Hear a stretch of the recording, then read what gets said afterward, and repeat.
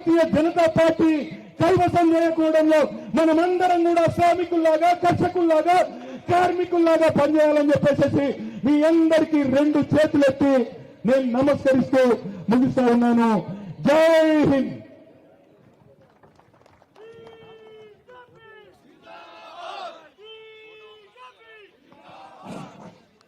ఇప్పుడు మీరు ఎప్పుడెప్పుడని ఎదురు చూస్తున్నటువంటి మన నాయకుడు, మాట తప్పని మడమె తిప్పని నాయకుడు, మన గౌరవ పార్లమెంటు సభ్యుడు అరవింద్ ధర్మపురి గారు మాట్లాడవలసిందిగా కోరుతున్నారు.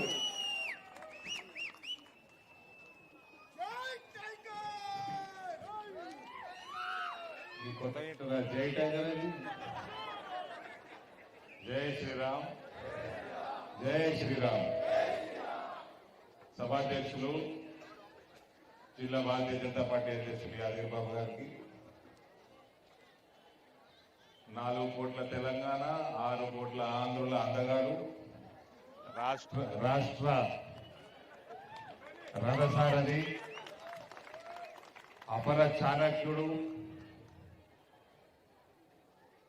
2 రాష్ట్రాల హైకోర్టులు, ఢిల్లీలో సుప్రీంకోర్టు, ఈయన పోతుంటే హడలెక్కిచ్చే నైపుణ్యం గల న్యాయవాది. అన్న ఈరోజు కేసు నడుస్తున్నది, స్పీచ్ స్టార్ట్ అయినప్పుడు వస్తుంది, నువ్వే తేల్చాలి. దాన్ని జగిత్యాల జనం అంతా చిక్కుముడి పడిపోయింది, అలా మెదడంతా ఎట్లా పడిపోయింది చెప్తా. అదే రకంగా పెద్దలు మోరేపల్లి సత్యనారాయణరావు గారు, పెద్దలు వెంకటేష్ నేత గారు, ఈ కార్యక్రమంలో పాల్గొంటున్న గడ్డం శ్రీనివాసరెడ్డి గారు, అదే రకంగా జగిత్యాల జిల్లా నియోజకవర్గ నాయకులందరికీ ప్రత్యేకంగా ఇవాళ భారతీయ జనతా పార్టీ కుటుంబంలోకి విచ్చేసిన కొండ లక్ష్మణ్ గారికి, కొండ అరుణ లక్ష్మణ్ గారికి, పుప్పాల శ్రీనివాస్ గారికి మరియు వారితో పాటు బృందానికి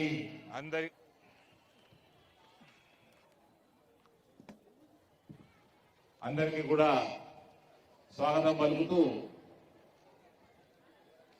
మీరందరూ ఉల్లకోటేసారు మన అసెంబ్లీలో. సోదరికి బాగానే వేసారు, 50,000 కోట్లు వేసిండ్రు. కానీ గెలిపించింది వాళ్ళని ఏ పార్టీని గెలిపించిండ్రు? ఇవాళ ఎమ్మెల్యే ఏడున్నాడు, మీ ఎమ్మెల్యే వాళ్ళు ఏ పార్టీ వాడు ఎవరికైనా తెలుసా? ఆయన బీఆర్ఎస్ లా ఎన్నికైండు,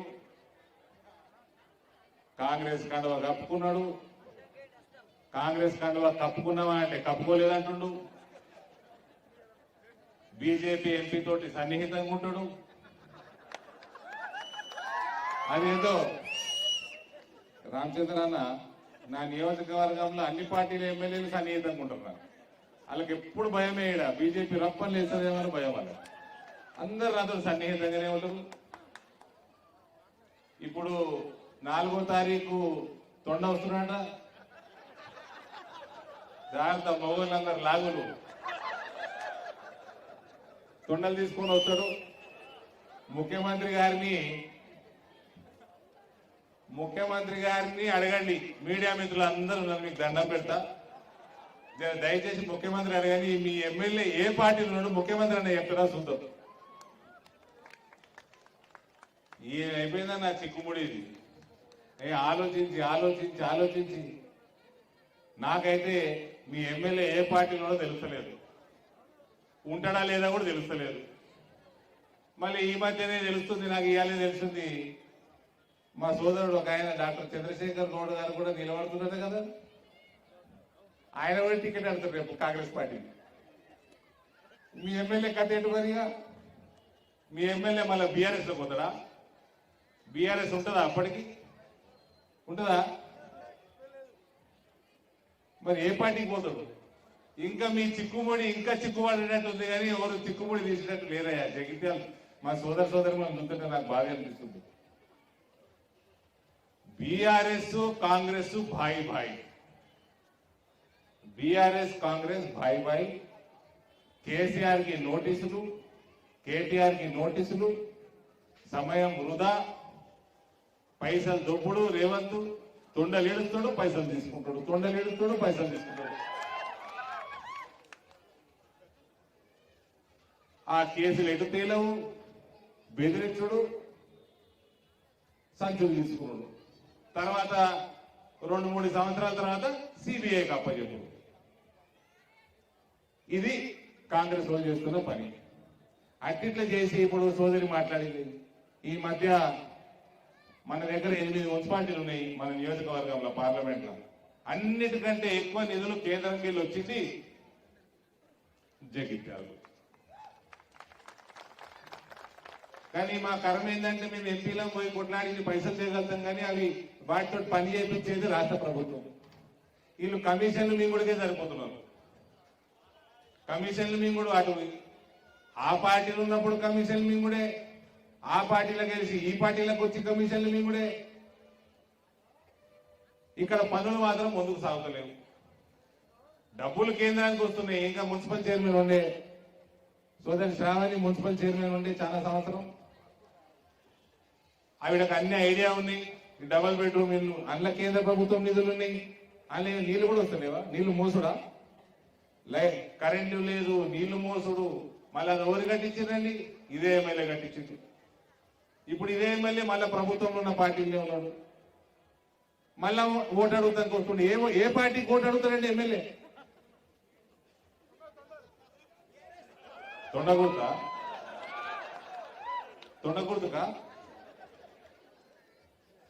ఏ పార్టీకి ఓటు అడుగుతారు?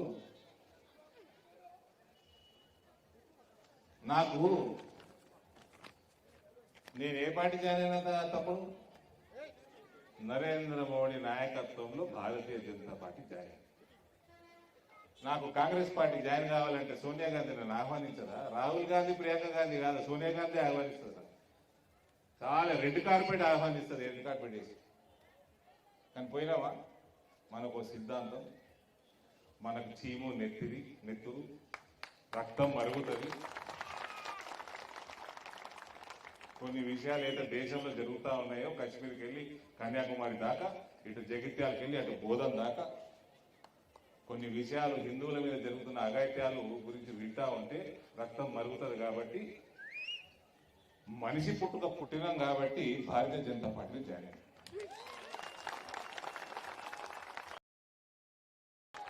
జాయిన్ అయినాక గంటలు ఒకటే పని నాకు, ఎట్లా పెంచాలి. భాగంగా ఇగో ఈ సోదరి మణిని 9 నెలలు బతిమలాడితే ఆమెని మెచ్చుకుంటా, ఆమె డైనమిజంని మెచ్చుకుంటా. చిన్న వయసులో మున్సిపల్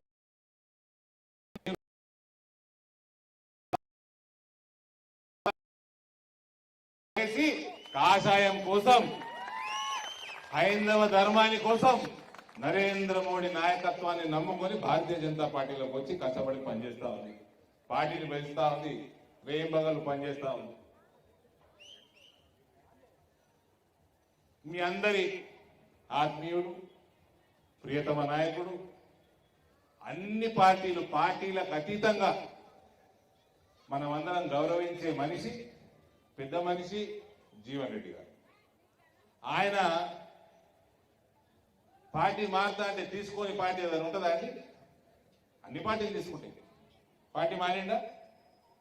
ఓడినా గెలిచినా ఏం చేసినా తిప్పలు పడి ఈ వయసులో కూడా తమ క్యాడర్ కోసం, వాళ్ళ పార్టీ కార్యకర్తల కోసం గాంధీ భవన్ పోయి ఏడ్చుకుంటా, కొట్లాడుకుంటా, టికెట్ల కోసం, కౌన్సిలర్ టికెట్ల కోసం. ఆయన వయసు ఎంత, ఆయన చేసిన అనుభవం ఏంటి, ఆయన ఎన్నిసార్లు ఎమ్మెల్యే అయ్యిండు, మంత్రిగా చేసిండు, అంత అవసరమై ఈ వయసులో అయినా కూడా తమ కార్యకర్తల కోసం గాంధీ భవన్ గడప దొక్కి అడుక్కోవాల్సిన పరిస్థితి ఉన్నది.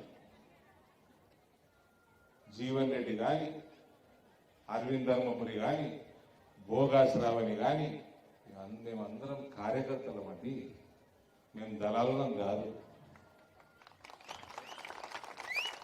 మా సిద్ధాంతాన్ని, పార్టీని, ధర్మాన్ని సౌదా చేయం, మేము దళారితనం చేయం.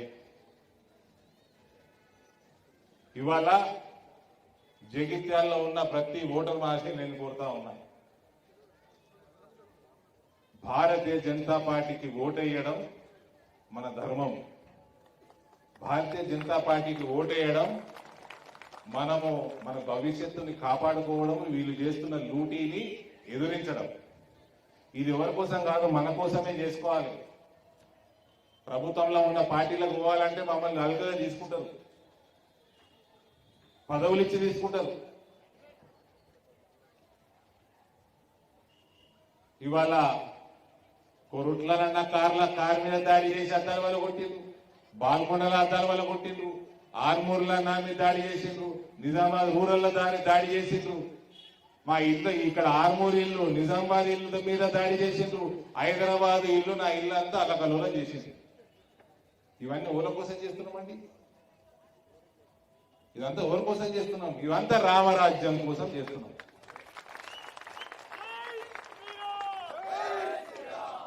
రామరాజ్యం కోసం చేస్తున్నాం. ఈ కొట్లాటలో ప్రభుత్వంలో ఉన్న పార్టీని వదిలేసి భారతీయ జనతా పార్టీలోకి వచ్చింది, నడుచుకుంటూ వచ్చింది బోగాస్ రావాలి.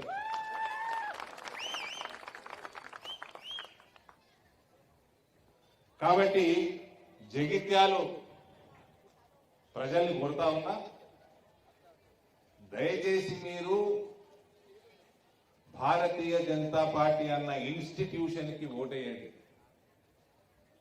నరేంద్ర మోడీ అన్న ఒక ఇన్స్టిట్యూషన్ కి ఓటేయండి.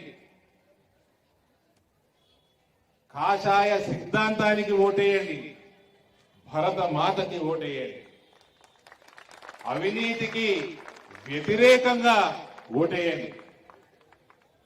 కాంగ్రెస్ కేసినా టీఆర్ఎస్ కేసినా ఆ దొందే.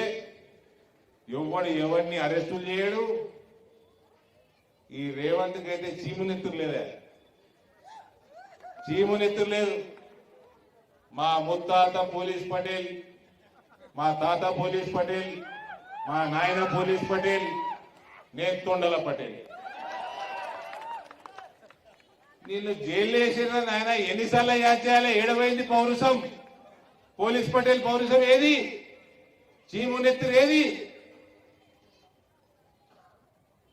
పైసలు తీసుకొని వ్యక్తిత్వాన్ని అమ్మేసుకుంటున్నావా? ఎన్నిసార్లు రెచ్చగొట్టాలి నిన్ను?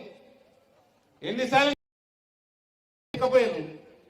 చిన్నపిల్ల రాత్రి 2 గంటలకి కాలు కొట్టుకుంటాడు, కింద గాల్లో కాలు కొట్టుకుంటాడు. పోలీసులు అమాంతంగా ఎక్కబిగి ఆయన సిగ్గు లేకపోయా.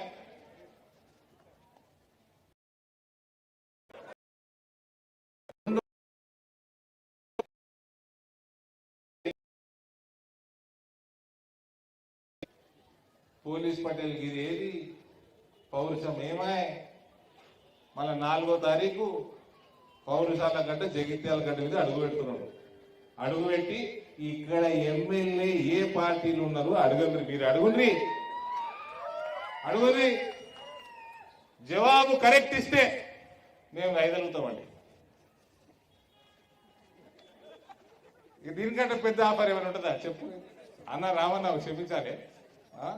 జవాబు ఇస్తే, మైక్ల జవాబు రేవంత్ ఇస్తే మేము రాజకీయంగా నేను రామచంద్రరావు అన్న దగ్గర కాళ్ళు వీళ్ళు పట్టుకొని నేను అది చేసుకొని వస్తా, త్యాగం చేద్దాం. చెప్తాడా? ఏ పార్టీ చెప్పలేని బతికెందుకురా భయ్ మీకు? ఈ బతుకు చేయడం ఏ పార్టీ తెలియదు.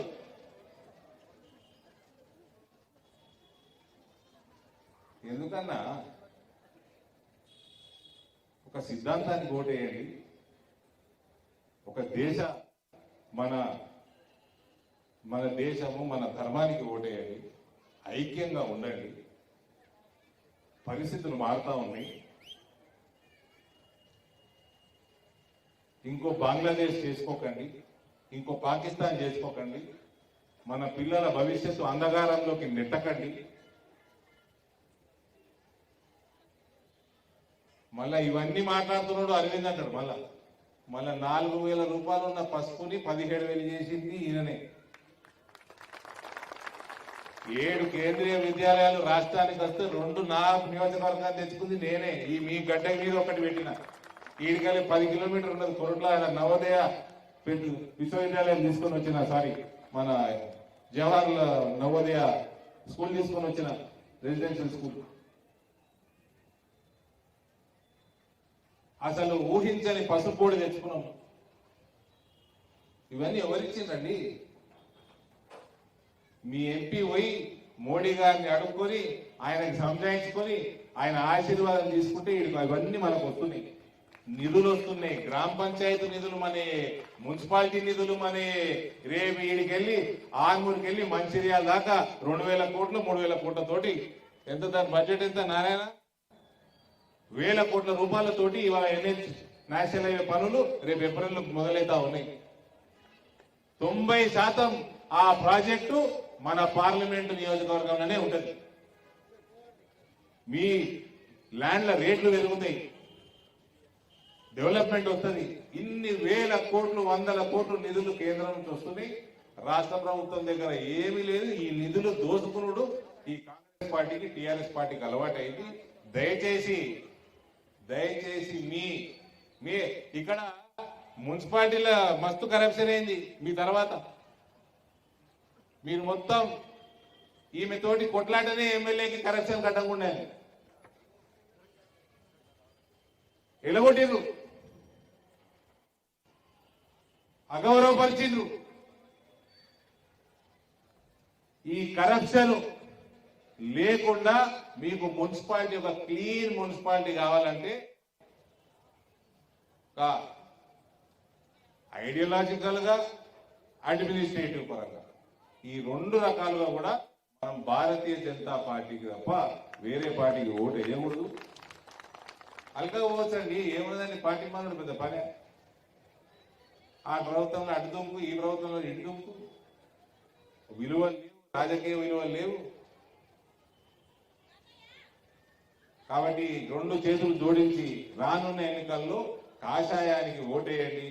దయచేసి కమలం పువ్వు మీ మున్సిపాలిటీ ఎలక్షన్ లో గెలిపించాల్సిందిగా కోరుకుంటూ నేను సెలవు తీసుకుంటా ఉన్నాను. భారత్ మాతాకి. ఇప్పుడు మన ముఖ్య అతిథి అయినటువంటి గౌరవనీయులు రాష్ట్ర అధ్యక్షులు రామచంద్రరావు గారిని మాట్లాడవలసిందిగా కోరుతున్నాను.